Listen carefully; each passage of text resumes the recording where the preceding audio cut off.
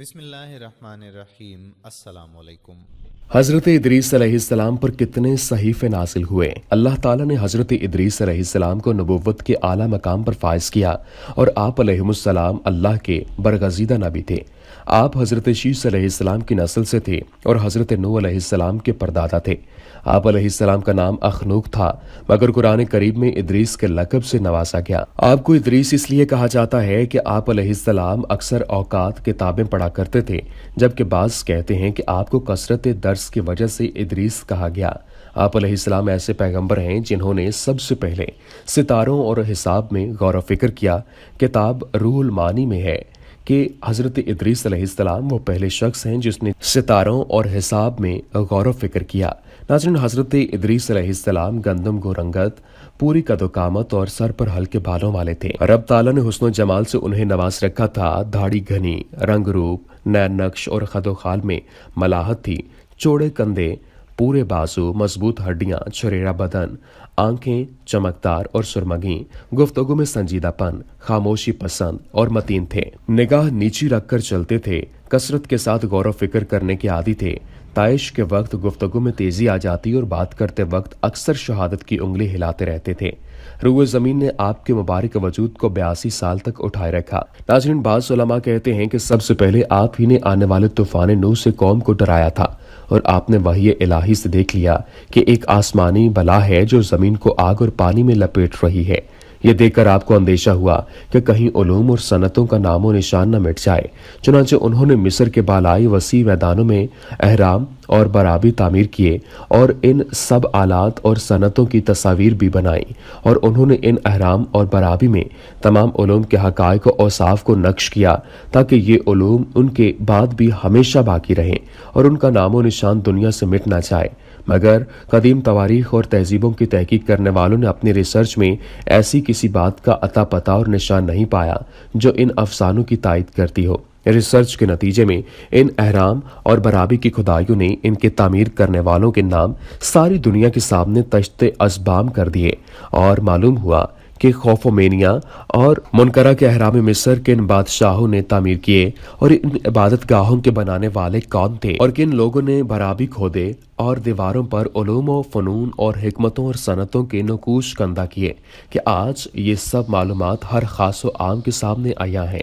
ناظرین، ایک روایت میں مذکور ہے کہ جیسے اور بنی آدم کے اعمال اوپر چڑھائے جاتے ہیں، اسی طرح حضرت ادریس علیہ السلام کے اعمال بھی اوپر چڑھائے جاتے تھے۔ ملکوت کو ان سب سے محبت ہو گئی۔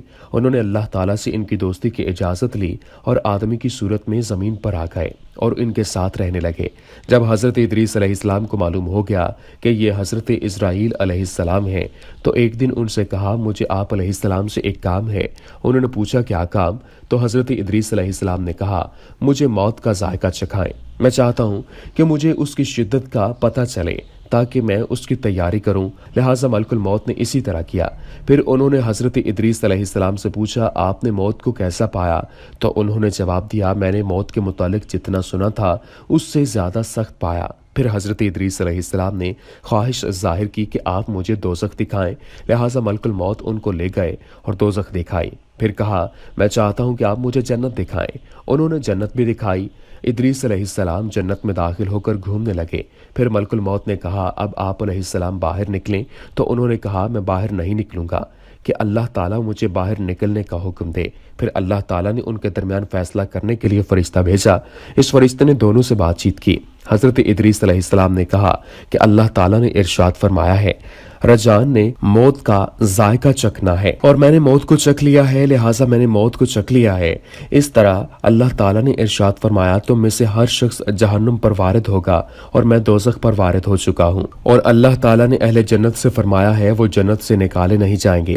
بس اللہ تعالیٰ کی قسم، میں جنت سے باہر نہیں نکلوں گا حتیٰ کہ اللہ تعالیٰ مجھے جنت سے باہر نکلنے کا حکم دے۔ ناظرین، اللہ تعالیٰ نے حضرت ادریس علیہ السلام کے متعلق سورہ مریم میں فرمایا، اور ہم نے ان کو بلند جگہ پر اٹھا لیا۔ صحیح بخاری اور صحیح مسلم کی روایت میں ہے کہ جب نبی کریم صلی اللہ علیہ وآلہ وسلم چوتھے آسمان پر سے گزرے تو وہاں حضرت ادریس علیہ السلام سے ملاقات ہوئی۔ حضرت کعب رضی اللہ تعالی عنہ نے کہا، حضرت ادریس علیہ السلام کی طرف اللہ تعالیٰ نے یہ وحی کی کہ میں ہر روز تمہارے اتنے عمل بلند کروں گا جتنے بنو آدم کے اعمال ہیں۔ تو तुम ज्यादा अमल करने से मोहब्बत रखो। फिर फरिश्तों में से हजरत इदरीस अलैहिस्सलाम के एक दोस्त उनके पास आए तो आपने उनको बताया कि अल्लाह ताला ने उनकी तरफ इस तरह वही की है, तो तुम मलकुल मौत से कहो कि वो मेरी रूह कब्ज़ करने को मुआखिर कर दे ताकि मैं और ज़्यादा अमल करूं। वो फरिश्ता हज़रत इदरीस अलैहिस्सलाम को अपने परों पर बिठाकर आसमान पर चढ़ गया। जब वो चौथे आसमान पर पहुंचा तो मलकुल मौत नीचे उतर रहे थे, तो उस फरिश्ता ने मलकुल मौत से वो बात कही जो हज़रत इदरीस अलैहिस्सलाम ने उससे कही थी। इस पर हज़रत इस्राईल अलैहिस्सलाम ने कहा, हज़रत इदरीस अलैहिस्सलाम कहाँ हैं? उस दोस्त फरिश्ते ने कहा, वो मेरी पीठ पर हैं। मलकुल मौत ने कहा, हैरत की बात है, मुझे हज़रत इदरीस अलैहिस्सलाम की रूह कब्ज़ करने के लिए चौथे आसमान पर भेजा गया है और मैं ये सोच रहा था कि मैं उनकी रूह चौथे आसमान पर कैसे कब्ज़ करूंगा, वो तो ज़मीन पर हैं। फिर उन्होंने चौथे आसमान पर हज़रत इदरीस अलैहिस्सलाम की रूह कब्ज़ कर ली। हाफिज़ इब्न कसीर ने इस हदीस को जिक्र करके लिखा है कि ये हदीस इसराइलियात में से है और इसकी बास इबारत में नाकाबिल बातें हैं। हज़रत मुजाहिद रज़ी अल्लाह ताला अन्हु कहते हैं कि हज़रत इदरीस अलैहिस्सलाम को आसमान पर उठा लिया गया और उनको मौत नहीं आई, जैसे हज़रत ईसा अलैहिस्सलाम को उठा लिया गया। नाज़रीन, तौरात में मज़कूर है कि आपका नाम खन्नूख है और खुदा ने 65 बरस की उम्र में आपको औलाद अता फरमाई। उसके बाद आप 100 साल तक जिंदा रहे, फिर उसके बाद आप गायब हो गए क्योंकि खुदा ने आपको ले लिया, यानी ऊपर उठा लिया था। जबकि इमाम इब्न इसहाक ने जिक्र किया है कि हज़रत इदरीस अलैहिस्सलाम ने ही सबसे पहले कलम से लिखा।